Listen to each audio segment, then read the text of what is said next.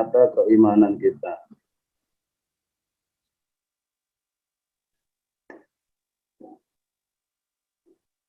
Dan untuk sholat, dengan membaca entah itu di lisan atau di hati, itu terserah. Yang penting,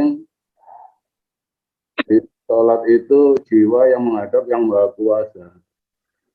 Makanya kalau dalam Al-Quran nggak ada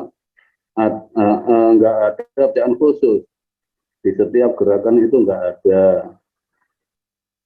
Itu sudah teori, udah teori, bukan yang asli. Bukan yang asli lagi, tapi teori. Dan menjadi tradisi. Tradisi untuk apa? Untuk suatu golongan. Makanya kebanyakan yang seperti yang saya ungkapkan, kalau Al-Quran itu dilakukan hanya dengan raga, munculnya fanatik. Akhirnya mudah mengkafirkan orang yang tidak sesuai dengan apa yang kita lakukan. Jadi silahkan, enaknya gimana? Kalau kita itu enaknya dengan gerakan raga, silahkan. Yang nggak boleh itu menyalahkan orang yang sholat tanpa gerakan raga. Menyalahkan, apalagi memvonis orang yang tidak sesuai dengan gerakan dan bacaan kita itu tersesat, itu yang nggak boleh. Karena pada dasarnya secara hakiki sholat bukan seperti yang seperti itu.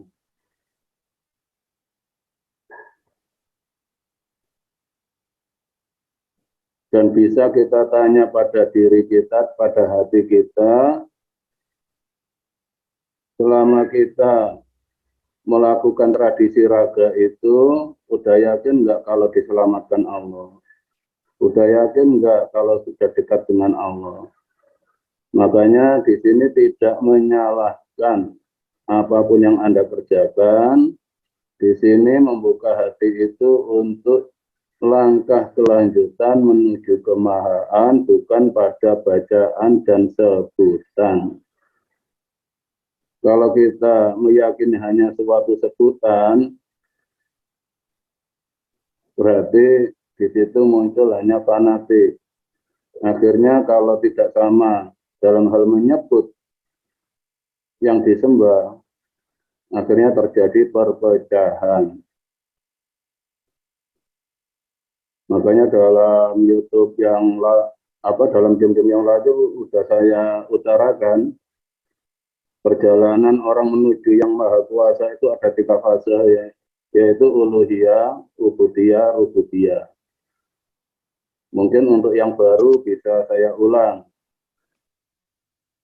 Yang seperti Gus diterangkan tadi, orang lahir, begitu lahir, hanya muncul setelah sudah bisa berpikir, di situ muncul sifat keakuan, itu sah. Termasuk keakuan dalam mengenal ketuhanan. Itu uluhiyah. Dari mana manusia itu mengenal ketuhanan? Dari orang tua yang melahirkan. Secara hakiki yang melahirkan manusia itu Allah. Jadi kalau ada orang yang beda menyebut yang Maha Kuasa, jangan dicela. Itu memang Allah kasih pengetahuan di situ. Alamal insana malam ya'lam. Allah yang memberikan ilmu dari yang tidak diketahui. Itu fase uluhiyah. Jadi kalau kita punya sifat mencela atau memvonis orang yang lahir tidak dari rahim orang yang seagama dengan kita kafir, kita lah yang kafir. Sama dengan menyalahkan Allah, Allah yang melahirkan. Karena manusia nggak bisa memilih mau lahir dari rahim siapa. Bersihkan hatimu dengan jangan kotori hanya dengan beda menyebut yang disembah itu hanya sebutan. Jadi menyembah itu bukan pada sebutan, itu hanya otak, belum ke yang maha kuasa.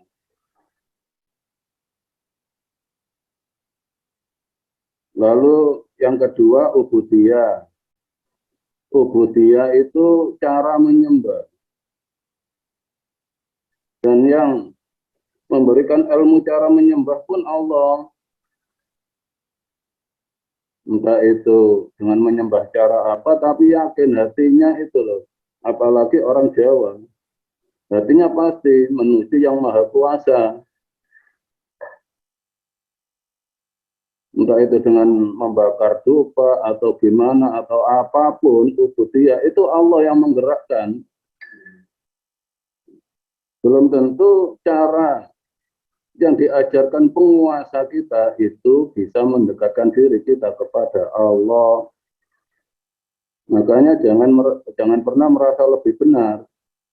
Yang maha benar itu Allah, bukan kita, bukan agama kita, tapi Allah yang maha benar. Jadi kalau kita melihat orang itu ibadah, mendekatkan diri yang kuasa kepada yang kuasa, fase ubudiyah, cara menyembah, ya nggak usah mengotori hati kita. Kalau kita masih kotor dengan cara melihat orang beribadah, yakin sama dengan kita membangun neraka kita sendiri. Jadi sifat menyalahkan cara ibadah orang lain itu sama dengan membangun neraka kita sendiri. Subhanalladzi asra bi 'abdihi. Maha suci zat yang memperjalankan hambanya. Jadi mulai uluhiyah, ubudiyah itu Allah yang memperjalankan. Manusia mengenal Tuhannya, menyebut Tuhannya itu Allah yang memperjalankan. Kembalikan ke maha sucian Allah subhanalladzi. Maha suci zat yang memperjalankan hambanya.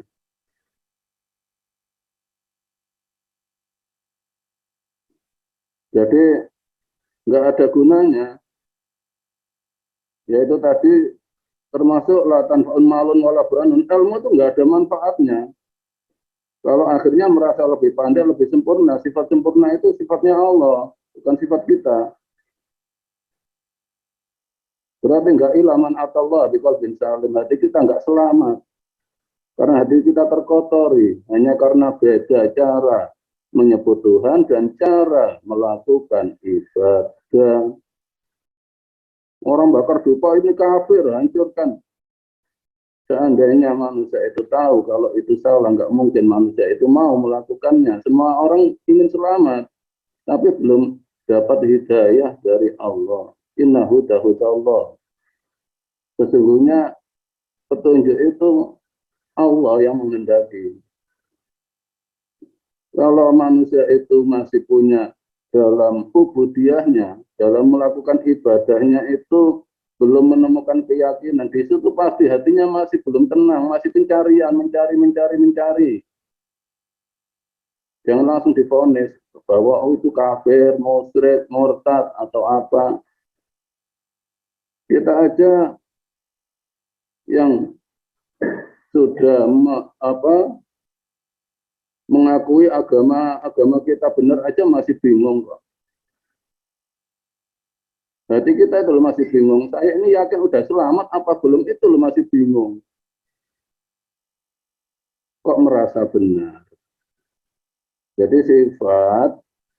sifat menyalahkan cara orang menyebut Tuhan dan sifat menyalahkan cara ibadah orang lain itu sama dengan membangun neraka kita sendiri. Wailul likulli humazatil lumazah. Neraka well untuk orang yang suka mencela. Mencela manusia sama dengan mencela Allah. Baru ke rububiyah, Rabbi, itu sudah masuk ke masjid.